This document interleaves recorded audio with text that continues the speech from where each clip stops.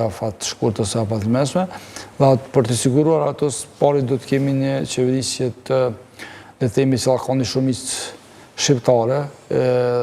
qoftë e thjesht, qoftë me gjerë, dhe pastaj dhe pjesën e pakicave. Po të kemi një qeveri e cila varet nga 2-3 vota të pakicave kur do të bije, ose do të qëndrej një vetë, ose pas një viti do të bije, do të jetë si një qeveri që ne temi nuk garantën sukses, prandaj do të ishte mirë që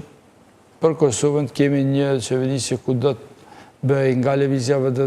ndonjëra prej subjekteve politike opozitare dhe shtab minoritetit e shumicë, do të ishte edhe zgjidhje për presidentin, do të ishte edhe zgjidhje për